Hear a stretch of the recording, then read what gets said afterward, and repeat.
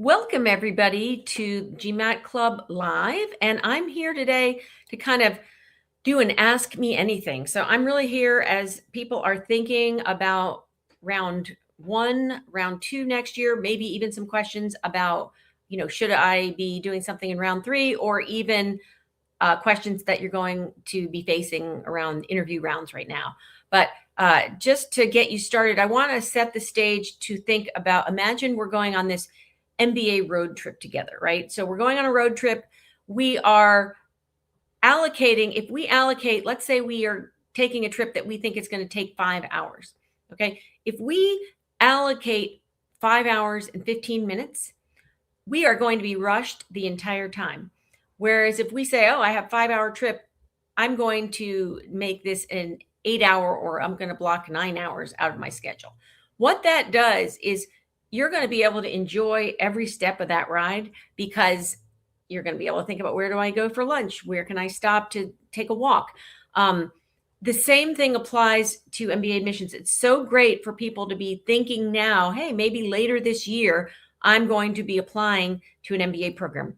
What should I be doing? What should I be thinking about so that I can have an enjoyable trip and a successful trip, and really enjoy the process, so that, when it comes around to this time next year, you're either already accepted your position, you know where you're going, or you're in round two and you're navigating interviews, but things are set.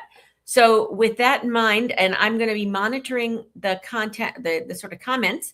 And so if you have questions, I see I've got a R-Chambray 7834. You said, great.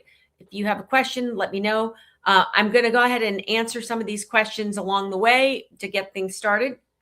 So am I ready to apply this year? What are the clearest signs that someone's ready to apply for an MBA?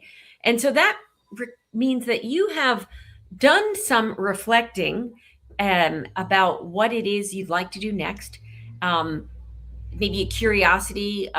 For example, I was talking to a client earlier today. We were doing a mock interview, and one of the things that made him interested in MBA is he started to, he was actually trying to do a new business venture, and he was asked, how is this venture going to make money? And he was so focused on sort of the product development that he really didn't have a good answer to that question, and felt like, you know what, I really need an MBA to be able to build products, build them out, build out the revenue stream, build out, understanding how this product is going to be viable.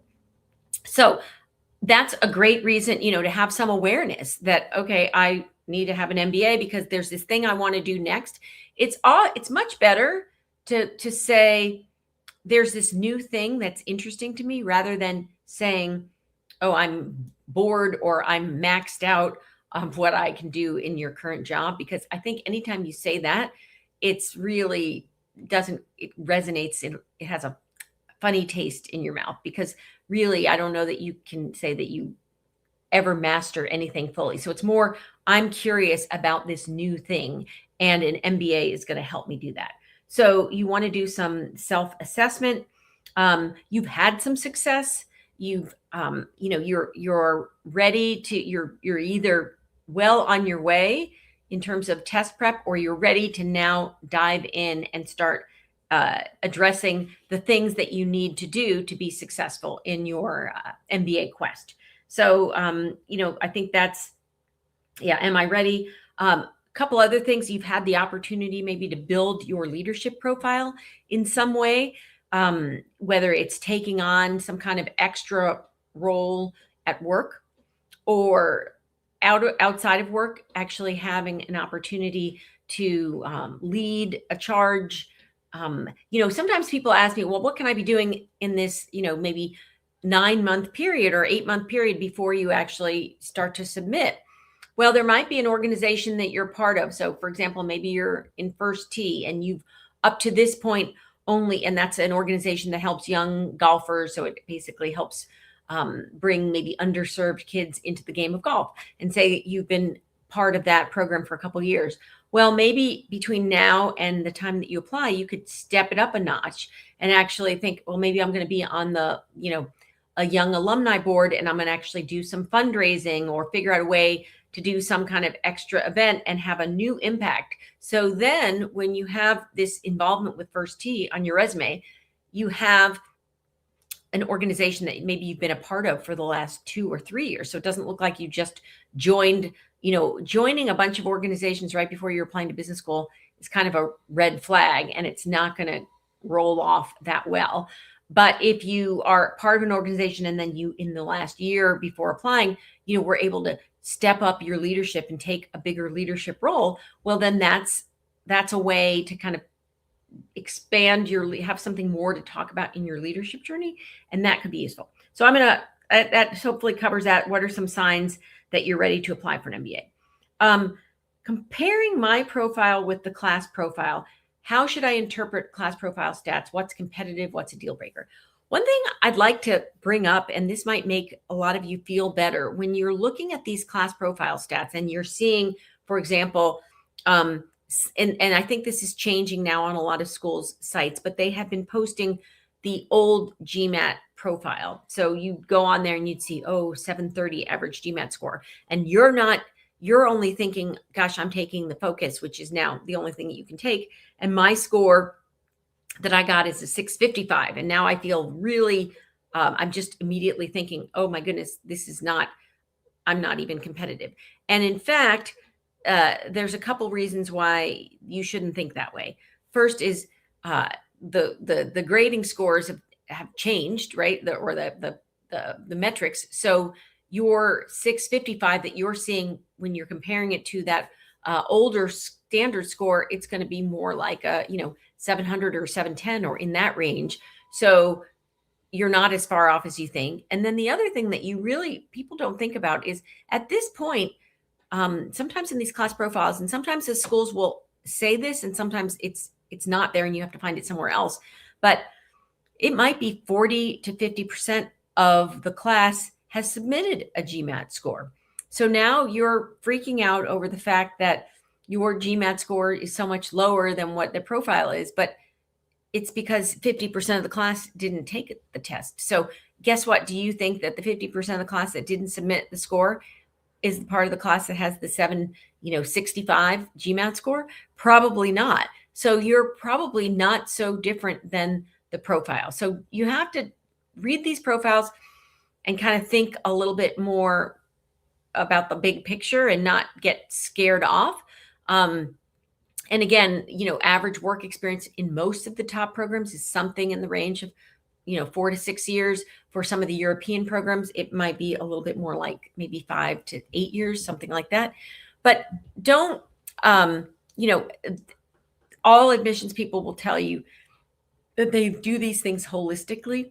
And so you really there's no one thing. I mean, you might have something exceptional in terms of your work experience. You might be working for a really interesting company. You might be, sometimes I've had clients who, have had some significant entrepreneurial experience. They've actually started their own companies. That's going to make them so interesting in class discussions. So, they're going to get a little extra bump on that. So maybe if their work experience is 3 years, it's not going to be a problem. Sometimes I see some really talented people who have 2 years of work experience while they're applying, and it might be 3 years in matriculation. And I've seen those people be really successful too.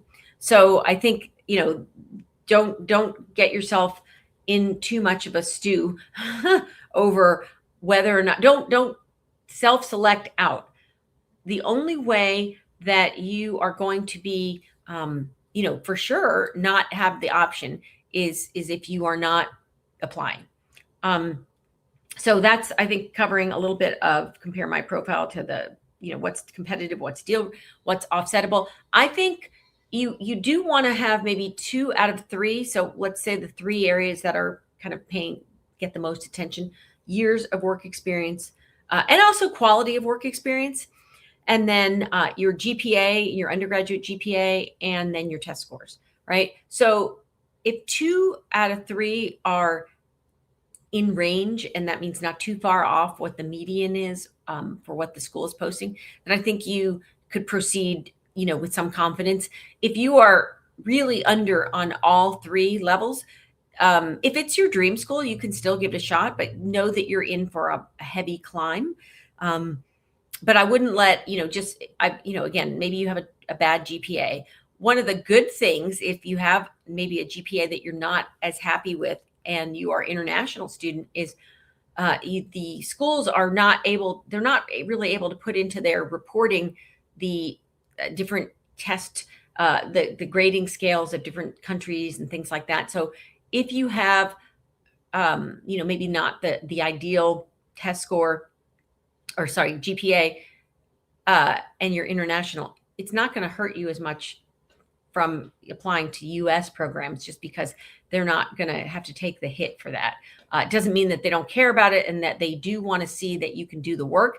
And the way that you can show them that you can do the work in a program is to actually maybe take a course to shore up anything that is a weakness of yours. And then also to maybe think about taking a course or doing something to show them. The main thing is they don't want to find out that you can't, that you get into the program and you can't do the work. So you want to make it, if it's not showing up in the test score, if it's not showing up in your GPA, figure out where it is showing up so that you can share that with the admissions team. And then this is my GMAT score good enough? Should I retake the test?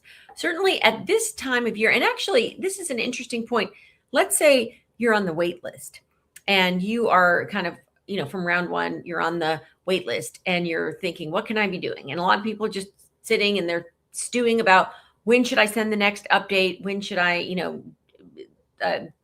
should I be going to visit the school one more time? Should I be trying to, find out where the admissions director eats lunch and, accidentally bump into them in some coffee shop?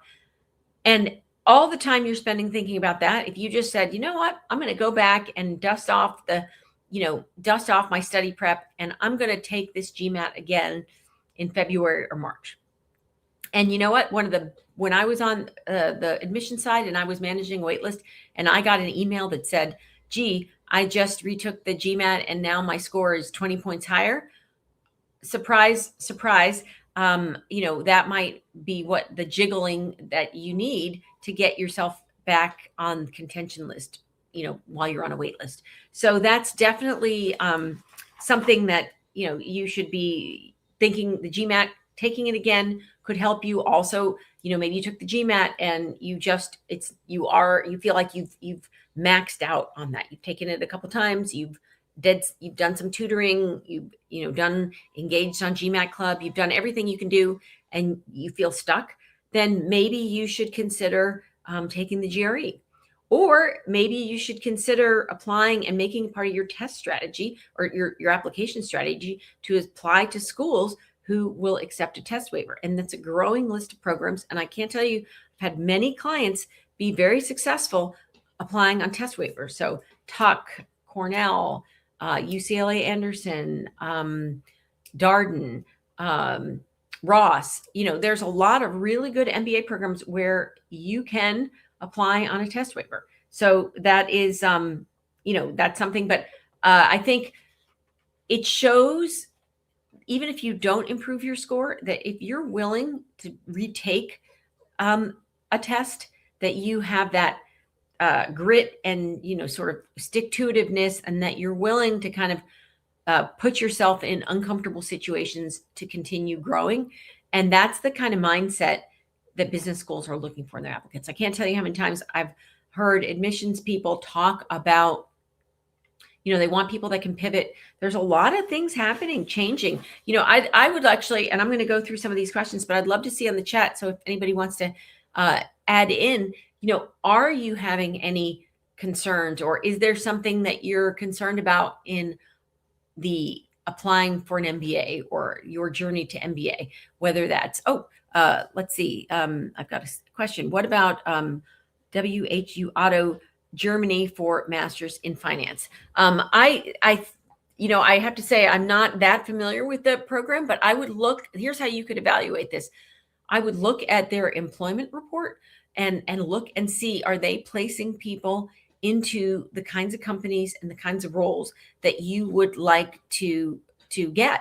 And I have to say, I'm a big fan of some of these professional master's programs that are for early career people, because if you didn't get that job right out of undergrad, and now you're kind of in limbo and you've missed some of the recruiting cycles. A program like that is exactly what you could need to get on the right track and kind of progress, and then be able to maybe continue on and get a degree, more education later. There are a couple of programs that I'll call out, and this is US, but so for example, if you were to do Master of Science in Management at Duke Fuqua, or I think even a Master of Quantitative Finance or Quantitative Management at Fuqua, and you do that 1 year program, and then a couple of years later you say, you know what, now it helped me get started, and now I think I want to get an MBA. You could actually go back to Fuqua and just do 1 more year and complete your MBA. So looking for master's programs that have some of that flexibility to be able to go back and do 1 more year to kind of have that year, that master's degree year count for something further down the road. That's I think a real smart way to think about things. So I think that's something to look at. But I think really the best way, it doesn't matter what I think of this program. It's like, if you see, when you visit and you talk to students and you see that they are actually helping prepare people for the jobs that you want, then I think it could be a great thing. I think that's really important. Sometimes I think people overlook really great MBA programs because brand and because, it's rated this or that. I'm going to give you an example of this is SMU Cox, which is in Dallas, Texas. They, I think, punch above their weight in terms of placing people into some really impressive consulting. So, think MBB, top impressive consulting firms. They also have really strong networks in finance and investment banking and placing people into, great jobs in Dallas, and then in multinational companies where even if you start in Dallas, you have the opportunity to be able to, transfer to another location. And so I think in this changing, I was having a conversation a little bit before we went live. There's so much changing right now, shifting sands. And if you find a program that's doing a good job, got good recruiting relationships, placing you into the places that you would like to go, I think that matters a lot. So don't dismiss what might be great opportunities. Also might be a great opportunity for you to potentially get a scholarship and not have to pay full sticker price for your MBA, which I think just frees you up as you progress in your career to not have to pay back debt. I'm going to go on to the next question that kind of is something to think about is, how do I know if I have enough impact leadership in my professional career? And this is something that, people come to the MBA really with a variety of levels of impact and leadership. And I think that the more impact and leadership that you have, the more, you're probably going to have a little bit more work experience, and you're probably going to have a little bit more success in some of the more difficult schools to get into. But one thing that you can do is, this is something you should be doing anyway, and it's a good segue for when we do talk about recommendations. But maybe you have a mentor, you have somebody that you have worked with for a few years that really knows you well and can give you some guidance. And, sometimes people are, if you know that they're MBA averse, then maybe it isn't the right person to ask. But if you have someone who's a mentor who's really looking out for you and you can trust that person, getting their opinion about, do you think this is a good time? This is also something that we can do and help you with here at Stratus. You can, there's a link in the chat, I think, for the free consultation. Happy to talk to you, look at your profile, tell you what we think about, do you have enough work experience, and do you have the kind of work experience that is going to be impressive? Think about metrics. So how have you made anything better? And can you back that up with some kind of data? So, maybe think about a club that you joined. Well, did your club grow, 50% under your leadership? Did it, double the amount of funds it raised? Did you double the amount of partnerships that you have now been able to get connected, or double the amount of events that you do or people you reach? So, you want to try to show impact in your work. If you're in sales, maybe it's very easy. You can keep score showing I generated this much sales for my company. I went this % over my goal.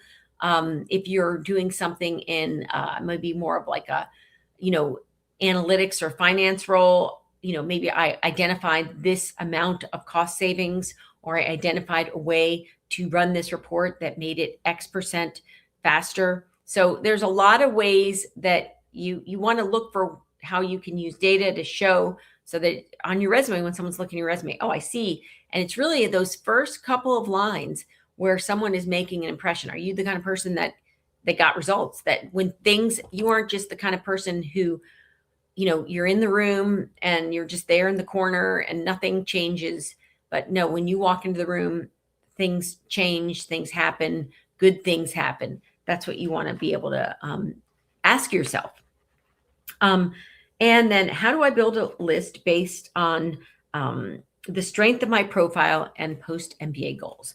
So again, I think you want to look, and we actually have some nice articles on our website. You can go to our blog, great schools for investment banking or great schools for consulting. So you want to look at what are some schools that have good activities. You can look on the clubs. Let's say you're, interested in technology marketing. And so what's going on in the tech club? What kinds of things are they posting when you look online, to see what the club is doing? So I would say, that's something. Let's see, evaluate based on the, yes. You want to look at, again, does my profile kind of match up? Do I have roughly, and it's okay if it's a little bit on the lower side. You can, when you're applying to schools, you also want to come up with a few stretch schools, a few target schools, and a few safety schools. Safety meaning that you're probably maybe a little bit higher profile than what that school is. And that might make you a very likely admit, and also highly more likely to get some scholarship and funding. And that's certainly something, again, that is just a great option. And this is something that I think sometimes people don't think about this way either, but it's like, okay, let's say you only want to apply to an M7 program, M7 programs. You say, I just don't want to do anything else. Well, and then you only apply to those. But if you had applied to maybe a school in the top 15 or top 20, perhaps you might have gotten a substantial scholarship from that school. And not that you cannot go around car shopping and saying, just because you get a scholarship at one school, you're going to get the same. In fact, I think there's a saturation and kind of an exhaustion level on the part of admissions fielding these kinds of questions. But nonetheless, if you have an offer, a real offer that is from a comparable school, even if it's not quite the same level, if it's decent, you might have some room to see if you can get them closer to matching that, or at least maybe give you something when you aren't going to get anything. So having that is smart.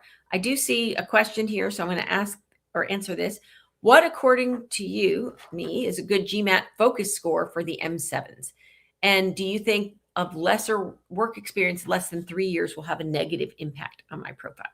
So I think I'd say for the M7s right now, if you have a 695, 705, maybe even down into 685, those are scores that are going to, again, depending on other things like your GPA. If you have a really high GPA, then you can have your GMAT be a little bit lower. And actually, I think I have worked with a lot of people who have less than 3 years or 3 years work experience. And so I don't see that necessarily as being a big negative. I think really maybe what you want to do, and again, I'm happy to do a consult with you. You can reach out. There's a link on the chat, I think, about how we can help you and really talk more about your specific. But if you want to tell me a little bit more about what you're looking for or what you're interested in, I may be able to answer a follow-up question, and I'll wait for that. And then while I'm doing that, I'll jump in and, so how do I evaluate ROI when comparing schools with different costs, scholarships, and post-MBA outcomes. I think that's something that there's ROI, and there's the ROI that you see right away. And then there's the ROI that comes, 10, 15 years out. And so I think it's also, you have to a little bit think about these both. So what I mean is, let's say you get your MBA and then, you're happy in your job, and 10 years into your career, there's a big shakeup, and a lot of people are getting laid off and having to reinvent themselves. Well, when someone goes to a really strong MBA program, they've got a network now, they've got relationships that might help them navigate, and have more options, or even if things are going great and you're not getting, laid off, you're hearing about opportunities, and maybe you're making moves that you wouldn't have even known existed. So that's a case where maybe you paid more money for your MBA. You had the opportunity to go to a different school. And I'm not, like I said, I'm a big fan of the MBA degree and of different options, but it's got to be right for your situation. So for example, if you are thinking about, let's say you want to do something in, related to media industry in some way, whether it's, finance for, with TMT focus, or doing something where it's related to the entertainment or media industries. Well, it could make a lot of sense for you to go to a school that's on one of the coasts where there's major media markets. So New York, maybe, or Los Angeles.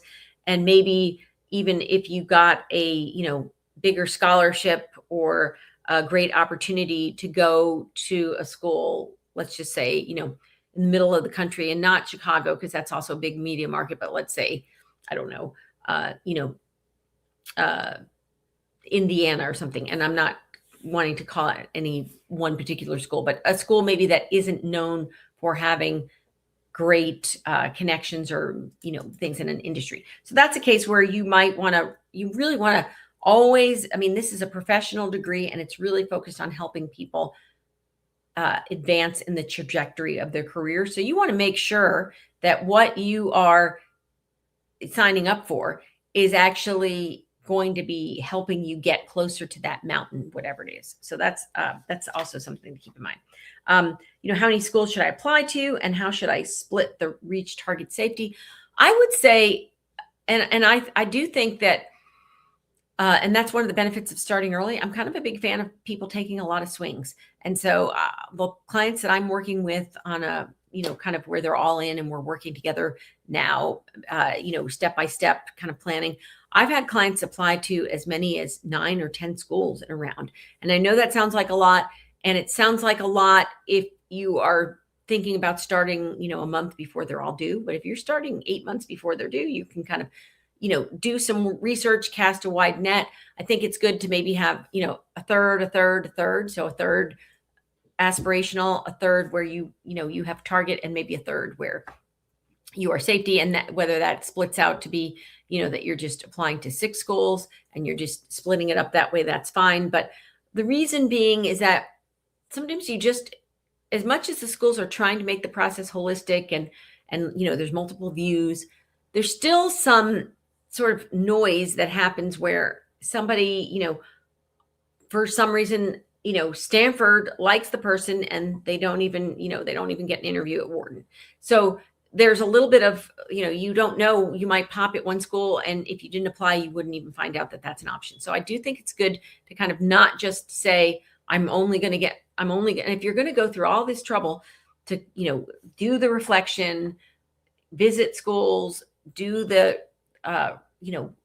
assessment of who you are and what you want to project to the schools, and think about your goals and think about how you're going to answer these questions, to just say, I'm only, I want to go to Harvard or bust, feels to me, and of course it's not my life, so you can do that if you want, but a waste of a lot of introspection and effort. I think if you're going to go through this process, you should give yourself the chance to see how you are viewed by the market. And that means, applying to a range of schools. And again, maybe for you, it's 4 schools, 5 schools. I'm not saying you have to apply to that many, but I think if you start early enough, back to my analogy of the car trip, so to speak, you've got time to make stops along the way. Is it smarter to take a lower ranked school with money versus a top school at full cost? And again, that is, that's, kind of the whatever big question, and there is no right or wrong answer, but I'll give you a couple things to think about. So perhaps, let's say you're female and you, and actually I shouldn't even say that, because men should be thinking about these things too. Let's say you're, thinking within 2 years of getting an MBA, you want to have a family. And then maybe you're going to be taking a year or two where you're not making as much money. Well, if you go to a school where you don't have a lot of debt, you are already ahead of the game. And maybe that is a reason to go to that lower ranked school, so that you have, perhaps an easier time being able to make different decisions, or have some flexibility, or have the flexibility to start a new business because you are not having to pay debt back. Versus somebody else would say, you know what, I'm not worried about money. Some people are, some people aren't. And what I need is, I'm trying to, so for example, sometimes in consulting, or sometimes in investment banking or private equity, there's, a preference for, I really only want to go if I get into this school. And so if you're in a situation where you're progressing at work and you're very happy and you feel confident that you have a good career trajectory for yourself, even without an MBA, that, maybe you decide you don't even want to get an MBA if you don't get into the 1 or 2 schools that you want. So there's not, I've worked with both kinds of people. I think the key is, don't do what everybody else is doing, and really ask yourself what's important to you, and make the decision that's going to make sense, the most sense for your life. How significant is the role of geography in selecting schools, especially if you haven't traveled abroad? So I think there's a lot to be said. I think there is some value. All these top programs are international, right? So, and global, meaning that, they attract people from all over the world. They send people all over the world. But that being said, if, let's say, you were to, you have a, Boston is your home, and you see that you would like to build your career in Boston. Well, if you, have a proximity to that, then maybe it makes you feel like, well, gosh, if I'm deciding between, Harvard and Sloan and, Kellogg, that maybe it makes sense to be in that region where I'm going to be able to, as an alum, have more access, easier to stay in touch. Although certainly with technology, you can stay in touch with any place from a distance. But, that could be a factor. When you're saying, and I actually would like to almost ask a follow-up question. Is the question around, you're worried that that schools are not going to be interested in you if you haven't studied abroad, or are you an international student and you're worried that they aren't going to be as interested in you if you haven't shown that you know how to sort of live and work in the US? So maybe I'll wait for a clarifying question on that, or response, so that I can kind of nuance my answer. And meanwhile, how do I stand out? Next question, how do I stand out if I'm from an overrepresented applicant pool? Oh, okay. So, let me see. I'll hold that, because I just see this. I have a job lined up in high finance after graduating from a state school. Happy to share specifics. Wanted to know if you'd recommend trying to pursue a deferred MBA or apply regular. So I think if you are currently a senior in college and you have the opportunity to apply to these deferred enrollment programs, there's really no downside. If you apply and you're not successful, you're not going to be on some bad list or anything. It's just an option. And I do think when you have a great job lined up, and then if you have the great test scores and you have the great GPA, those things together tend to be the subset of people who do the best. So certainly you can give it a try, but then don't stress. If you are, and I'm seeing this question back, yes, exactly. If you are an international student and you haven't traveled abroad, and you're applying to US programs, or you're worried about how am I going to be viewed? First of all, I will say this, I am seeing a trend, and I think there's nothing wrong with this. It's a smart strategy. Let's say I have a client I'm working with in Australia, and they're applying to schools in the United States and in Europe, so if you could certainly be applying to programs in multiple markets. And then as you get closer to having to make a decision, understand what are some of the issues that might affect and impact your experience of studying in one country versus another. But I think if you are international and you're worried, like, how can I show people in the US programs that I'm going to be able to do well and adapt. I think one, if you work for a multinational company, then that's helpful because it shows you already understand the work culture, and the work culture spans, geographies. So that will help. If you don't have that, perhaps get involved in some kind of perhaps global organization where you can demonstrate leadership outside of work, or, get to know some people that work, that have connections to that country, and learn about the country. I think you can learn so much about another place from people who live there, even if they're not there. So maybe wherever you are, if there's people who've gone to school in the United States and you want to ask them questions and get their advice, that can be really helpful.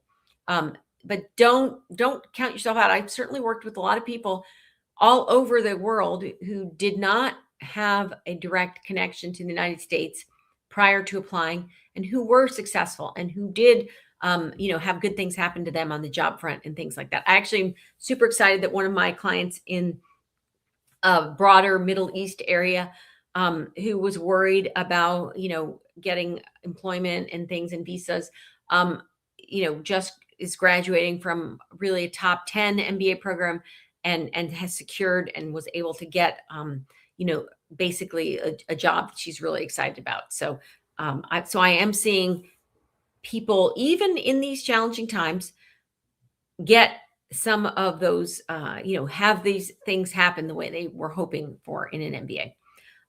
Let me see if I can. Are GMAT scores and GPA used as ways to filter out candidates and then explore their application deeper, or the applications assessed holistically at first glance? Well, I would definitely say it's a little bit of both. And I know that's kind of a funny answer. Absolutely, your test scores and your GPA and are going to be factoring into, are you going to get the interview? So it does do that, but that's not all that they're looking at. Then if you do get the interview is part of the process. What you said in your essays is part of the process. What your recommenders said about you is part of the process. So it's all together. But certainly, if you're coming in with your GMAT scores way under average and your GPA is very under average, it might be harder for you to get an interview. And then, of course, the strategy for that is, if you're coming in with weakness, it's even more of a reason to start early, because, for example, Tuck, you're guaranteed an interview if you submit, early. Like it might, I don't remember the exact date, but like for September, it was like, if you had your application done maybe in August, you'd get a guaranteed interview. Well, if you're not sure you're going to get pulled for the interview, then you definitely want to take advantage of things like that. So anyway, if you have a follow-up question, I'll be looking for it and I will be happy to answer. And then let's see. How do I stand out from an overrepresented pool? So I think you stand out. You can sometimes stand out by effort too. Like, have you gone out of your way to, go on coffee chats, meet with people in your region who can, tell you about the school, that you go to online forums, that if you can travel to visit the school, that you travel to visit the school. You don't have to, but if you can, it's a way to show interest, that you followed up, that you're really reaching out, that, if you have a connection where I'm not saying you should just cold call professors, but if you have someone in your professional life who knows a professor who could connect you because you share common professional interests, and really go the extra mile. That's a person that can, and understand why you would be a good fit and why you're excited about the things the school has to offer. So that means you have to spend time getting to know what the school has to offer and really going deeper on the curriculum and things like that. So all of these things, you can make an impression that way, and being very thoughtful when you go to MBA fairs. If you can, show the school when you're meeting with them that they're helpful, and that they see that you're the kind of person that's going to make their community better. So would work experience outweigh a weaker GPA or GMAT score? Ideally, all three make a strong candidate. So so I think strong work experience can certainly smooth out some of these other things. So again, if you've been really successful at work, if you built a business and you have, some incredible revenue that you generated, that you've got some big wins professionally, maybe you're in an industry or in a company that's really much in the news and is topical, and it would be, it would really add to class discussions to have someone with that kind of background. Then I think sometimes the schools are willing to maybe say, okay, well, in this case, maybe we're not going to look as closely on the, on their GPA or their GMAT score. Of course, it can't be, totally off, but don't you make that decision. Like, I think you should just apply. And again, if it's a school that's a reach school, you don't want to apply to all reach schools, but you could apply to a couple reach schools where it means maybe you are a little bit soft on one of these things, but you want to give it a try, and you're going to then try to over index in, excitement, enthusiasm, knowledge about the school, really networking. So I think you don't want to be the one to knock yourself out of an opportunity. And then who do I ask for letters of recommendation, and what should they say? And this is something that Kirsten Moss, who's no longer the admissions director at Stanford, but when she said something about asking people if they could write you a strong recommendation letter. And I think that's a great way to ask people, because you want to give people an out. If they don't, maybe you ask someone and you've only worked with them for 4 months, and the person is like, no, I don't really want to. And also I'm a big fan of asking either face-to-face or at least where you can see their face. So on a Zoom call, if it's a remote situation. Because if I say, yes, I will write you a recommendation letter, that's not, yes, I will write you a recommendation letter. And you can read from those visual cues that maybe this person's not so excited. And by saying great recommendation letter, it's like you're giving them an out to say, maybe I really don't know you well enough to actually write one that's going to be super useful. And then that frees you up to say, okay, let's not ask that person. Let's find somebody else who's maybe a bigger champion. I'm seeing a question. Do people from work experience from international companies are at an advantage over candidates who worked at local startups and companies? So maybe, and the reason I say maybe is, yes, if you work at a, international, multinational company, it's sort of like there's a familiarity and they understand a little bit more about your role. But if you've worked at a local company or startup, it's then more, the onus is on you to explain and show how you've added value. And I think if you show how you've added value, then, it's not going to be a deal breaker that you haven't worked at a multinational company. So don't take that, again, don't knock yourself out by saying, oh, I'm not this or not that. I've seen all kinds of people get into MBA programs, some more qualified than others. And again, if you don't put yourself out there, you're not going to even, you're not going to they're not going to be calling you and asking you to apply. So that's that. And I think, in terms of, while we're finishing up, just a quick thought again on letters of recommendation. You really want to think about, I don't know if any of you have seen the play Hamilton, but there's a section in there about, like, were you in the room when it happened? You want to think about who was in the room, just kind of in a general sense, who saw your best work, who saw you run this project, who saw you do this presentation, who saw you retain this key client relationship. That's the person you want writing your recommendation.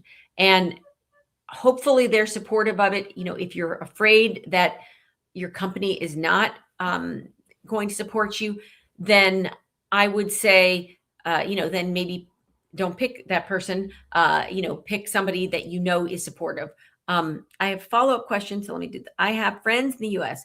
Would that make any significant impact upon the selection process? Well, potentially, if you reach out to your friends and your friends are helping you become more prepared by telling you more about what you need to know about the school, about the opportunities that they're maybe putting you in touch with students for you to be able to do follow-up chats and learn more, so that when you are applying, what's the proof of the pudding is when you're applying, do I see from what you're saying, that you've taken the time to get to know us? You definitely have a nice advantage if you've got friends who are in US programs in the US, and they can help give you a real on the ground report and connect you to people to do that. That doesn't mean that if you don't have that, there are almost every school has a sort of an MBA admissions ambassador page where they want you to find people that would be like your doppelgangers, or someone that if you talk to them, you'd understand more about whether this program could help you or not. So again, there are many ways to get here. And I have maybe just one more question for the group in the chat here, and then we'll wrap this up. But like, what's your biggest worry or fear about the MBA or about the MBA admissions process? And I'll try to squeeze that in before we end. And I'll wait and see if I see anything. And while I'm waiting, I'll share this little anecdotal story. I was, again, having a chat before we went live. Even in these challenging times where there's a lot going on, in terms of,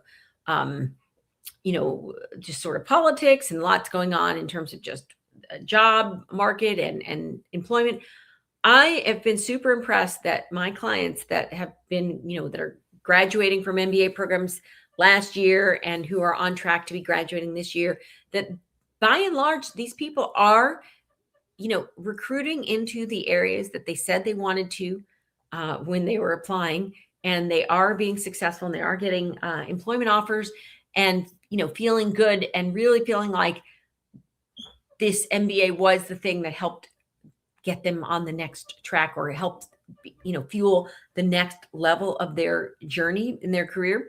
So I think, and the other thing is, again, when you apply, you have options, you learn more. By the time you actually have to make a decision, you have several months through that process, and you'll have a better understanding. Is this something I want to do or not?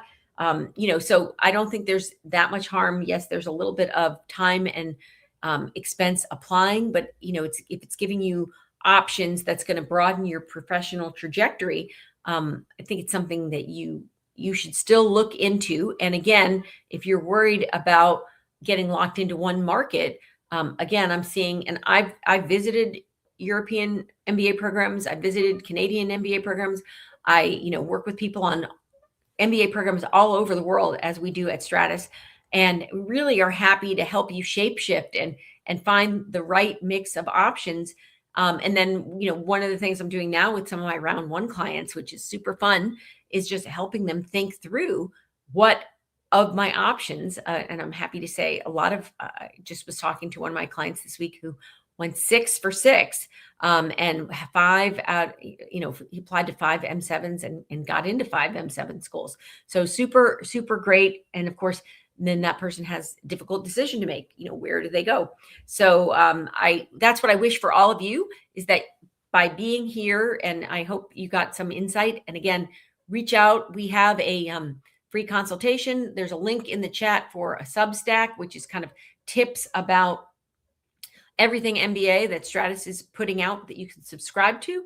And then also we have something that's in the chat about February. What should you be doing in February to be thinking about, how am I going to be ready for these round one applications? This is the time of year I love working with people getting started, because again, we have that time for the long road trip to sort of wrap it up, end where we started.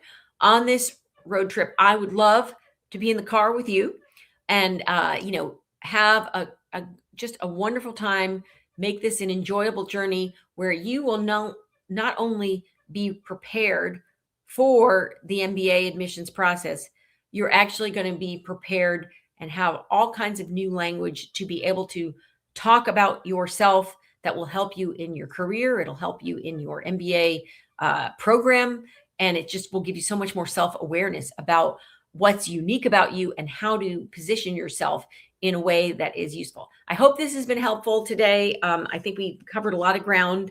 I know I did a lot of talking, but any other questions, please feel free to follow up with me. And, again, I'm happy to do a consultation with you, happy to, answer any questions. Always enjoy being here on the GMAT Club. Thank you so much for the opportunity, and wishing everybody, wherever you are in the world, good evening, good afternoon, all the good morning if you're on the West Coast. With that, I think we'll end this session.